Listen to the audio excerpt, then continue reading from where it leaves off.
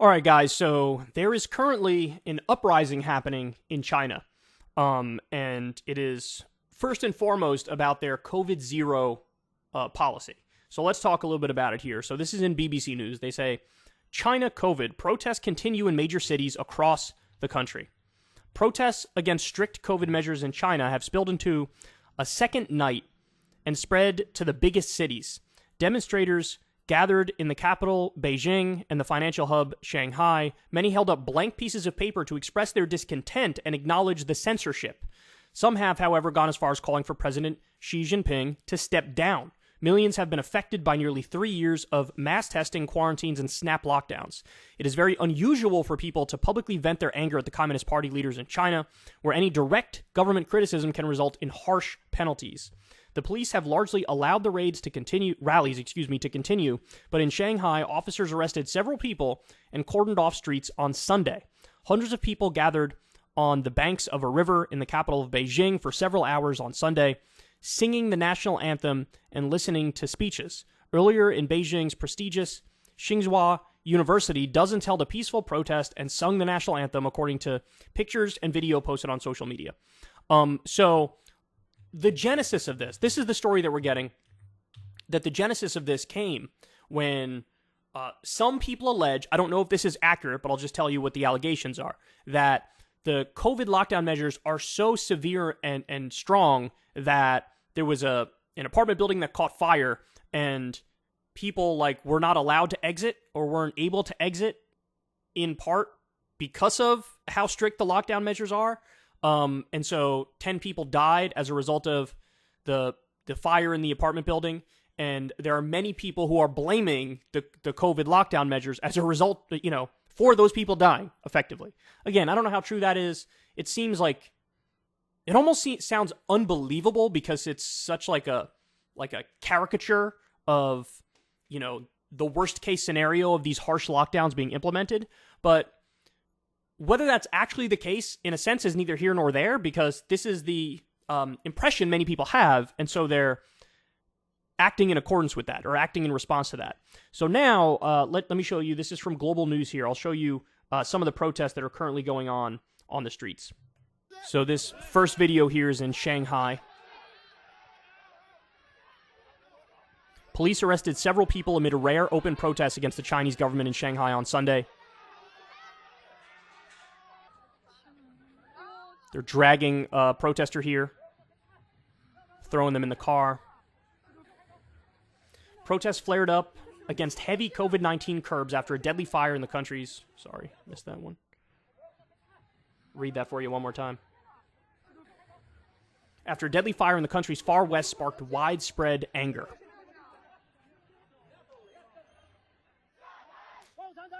They're chanting, Communist Party step down, Xi Jinping step down, lift lockdown for Xinjiang.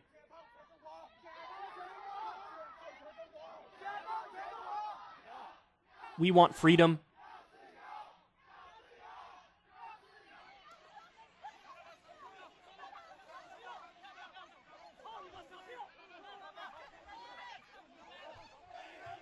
Serve the people, they're chanting. Protesters held up white sheets of paper as a symbol against censorship and called on President Xi Jinping to step down. There were some barricades that police are putting up. Now, by the way, these videos that you're seeing here are, there's dozens of these things that came out, and you're just seeing one of them effectively. But I wanted to give you some sense of what's going on in the streets right now. And again, this is very rare for China. China, in many ways, is very authoritarian, and they don't allow freedom of speech to the degree that we do here. And so any sort of gatherings could essentially be quashed instantly if they so choose. So we're watching some more arrests here, I guess. Cops marching around. There you go. Okay, so that's what's going on. It is kind of surprising. It is kind of surprising because they've had this COVID-0 policy, and at least until this point, you got the sense that maybe there was some discontent, but it didn't rise to the level of a mass movement in the streets, but that is what we're seeing. We're beginning to see the beginning of a mass movement in the streets. Now, it's very possible that they could just shut this whole thing down and, really crack down hard on the protesters and use their authoritarian police state to do it. We'll have to wait and see how it unfolds. But ultimately, look, I mean, I think there's a cautionary tale here, right? Because when you talk about COVID policy, there's this massive spectrum of measures you could take and measures you can implement. All the way from just full and complete economic lockdown, get in your home, we're going to try to ride this thing out. If you lock yourself indoors for X amount of time, the virus will go away relatively quicker, and then you can get back to normal life, right? That's one argument, is basically do full authoritarian lockdown, and let's just get past this thing as quick as possible. On the other end of the spectrum is like the let her rip, libertarian, live and let live approach, which is like, you can take your own measures, whatever you want to take, or if you don't want to take any, don't take any, and just go about your life, and whatever happens, happens. Obviously, both of those things, both of those positions have massive, massive downsides. The massive downside of a COVID zero policy is there's no way to do it other than to go full authoritarian and just control people's lives to an absurd degree. Now, you have the added benefit in that scenario. If you actually do successfully do a lockdown, you're going to have fewer virus deaths because the virus just can't be transmitted as much because people aren't out doing stuff, so it's just not going to be transmitted as much, right? So the upside is much fewer COVID infections. The downside is you have to go full authoritarian police state in the process, which is restricting many, many freedoms, which obviously people get fed up with after a while, right? On the other side, the let her rip policy, well, the let her rip policy leads to, even though you have maximum freedom effectively, it does lead to higher infection rate, it's spread more, and then the big fear that a lot of people have in a scenario like that is you overburden the hospitals. And so you could effectively have, the medical care system collapse in any respective country if they go full let her rip because, there's no mitigation. So the virus just rips through the entire community and you'll have a very high rate of infection and a very high rate of death, right? So those are the two extremes. Now, the position that I supported and I think is the most common perspective, at least in the US, is sort of like a COVID centrist policy, which is like, we should try to balance these two values, right? On the one hand, you have individual rights and freedom, and then on the other hand, you have the good of the entire community and the collective. And I think any reasonable person sort of balances these values, where it's like, okay, what trade-off are we doing here? At what point does a regulation cross the line from just being a regulation into being authoritarian? Early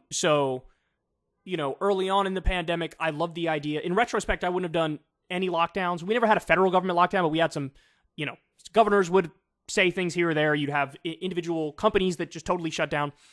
In retrospect, I wouldn't have done any lockdowns, but I would have definitely had a mask mandate from early on and kept it in place because those were pretty effective according to the data, right? So I'm kind of like a COVID centrist. I would have done mask mandates early on in the pandemic. I like the idea when we developed the vaccine of a vaccinate or test policy. So, you have your choice. You could either take the test, make sure you're clear, or you could take the vaccine and then everything's all good. That leaves room for freedom while also looking after the collective good. This was the general approach that I supported. But what we're seeing is when you go full authoritarian police state and you do a crackdown, in theory, they may be able to look at a piece of paper and say, well, our virus, rate is low, but the trade-off is complete societal breakdown and instability and a rebellion because people don't want to be fucking locked in their house for weeks on end, months on end, years on end, and they're not buying it. Now, by the way, at the same time, you do see, as of right now, there is a surge happening in China, and they've had more cases than they've had in a very long time. And so, now some people would argue that proves the lockdown's not working. Other people would argue, well, that means they're not actually locking down, right? So, I'll let you guys adjudicate that and determine what's true and what's not true, but what we're seeing here is a big movement against extreme COVID measures. And look, on that front, I totally understand it at this late date, man. I totally do, especially because, well, they have like a lower vaccination rate, which is part of why they were doing the lockdowns, right? Is that if you don't have like a lot of vaccinated people, then if people get the virus, they're more likely to have severe consequences. Whereas countries that have a higher vaccination rate, they can kind of afford to be a little more open because if you get the virus, it's much more likely to be mild, right? It's still the case, with all these different variants, it is still the case that if you're vaccinated, you have much more protection against severe illness, hospitalization, and death. And so, there's a backlash, man. There's a backlash to their approach, and I totally understand it. At this point, a COVID zero policy seems very, very extreme. It's going to lead to massive economic calamity. But look, the one silver lining of this is, apart from the fact that people are now fighting for more freedoms, right? The one silver lining of this is going to lead to the U.S. economy. We are going to further move back to making our own goods here. Because now it's also a matter of like national security, that we can't be so reliant on China and relying on other countries, especially if these other countries are just locking down their economies. Because we need to make sure we still have our flow of goods and our economy doesn't have supply chain woes and massive inflation as a result of it. So we've already been onshoring 350,000 jobs. Now I think you're going to see even more onshoring of jobs, because even if you have to pay our workers more, which the business owners don't like, they might realize, hey, in the long run, it's better to have it here because at least we can control what happens here more. We can't be reliant upon the Communist Chinese Party. You can wake up one day and say, we're cutting you off because we're going to lock down because of COVID. They don't like that. The captains of industry will not like that. So we might see more jobs coming back here as a result of it, which is a silver lining on top of the silver lining of, people in China trying to fight to get more reasonable standards in place. I totally sympathize with that. I'm not a let-her-rip libertarian type on COVID. I think that's too far in the other direction. I think you can overburden the hospital system. I think that will lead to way too many people dying. But effectively, I think the right approach was some mix of mask mandate, basic regulation, vaccinate or test. And outside of that, you got to go live and let live, because you can't sacrifice all your freedoms in perpetuity forever, because then that leads to this backlash. And I'm sure there's skyrocketing rates of depression, anxiety, and all these other issues with this lockdowns being so severe. And so they're rising up. I'm totally agnostic on what's going to happen from here, because they could just shut the whole thing down with the police state action. But the fact that they're even openly questioning Xi Jinping still being in power is really something, because he just consolidated power. He just did. So we'll see, but things are getting interesting. If you want to see me and Crystal Ball interview legends like Noam Chomsky, Cornel West, and more, subscribe to Crystal, Kyle, and Friends on Substack. $5 a month gets you the video version a day early. Remember, we take 0 ad dollars for this podcast. Or you can sign up on Substack for free and get the audio version a day later. Link in the video description box below.